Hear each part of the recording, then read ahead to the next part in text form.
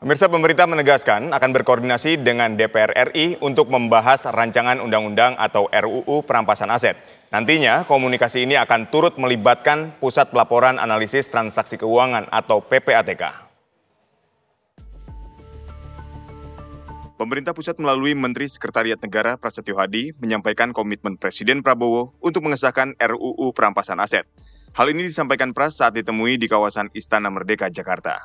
Mensesnek mengatakan Presiden Prabowo Subianto akan segera berkomunikasi dengan DPR RI untuk membahas RUU perampasan aset dengan DPR RI. Hari ini belum, ya. Beliau lebih memilih, kita memilih untuk kita mencoba berkomunikasi dengan teman-teman di DPR, dengan pimpinan-pimpinan partai, dan ini belum didiskusikan beliau. Jadi pada saat pertemuan dengan ketum-ketum partai, ini salah satu juga materi yang kita. Gitu. Akan bahas untuk ini juga perampasan aset. Pasti dilibatkan. Karena PPATK kan salah satu yang kemudian memiliki data, ya, data arus transfer keluar masuk, kemudian punya teknologi untuk bisa melakukan analisa sesuatu ini terdeteksi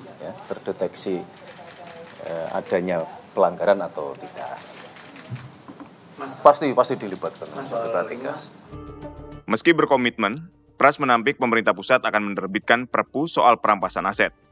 Menurutnya Presiden akan berusaha untuk berkomunikasi terlebih dahulu dengan DPR RI.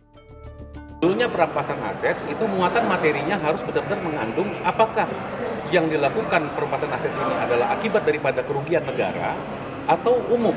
Ini yang sebenarnya menurut kami di Balik seperti yang paling penting harus dibahas seperti itu. Kami berpikir bahwa yang menjadi sumber perhatian kita, fokus kita itu harus lebih kepada bagaimana melakukan satu sanksi perampasan aset bagi seseorang atau badan hukum yang melakukan perbuatan melawan hukum yang merugikan negara. Seperti itu. Sebelumnya komitmen Prabowo dalam memberantas korupsi dan perampasan aset koruptor disampaikannya dalam peringatan Hari Buruh Nasional pada 1 Mei lalu. Dari Jakarta, Yohanes Leonardo, Teddy Suendi, TV One, mengabarkan.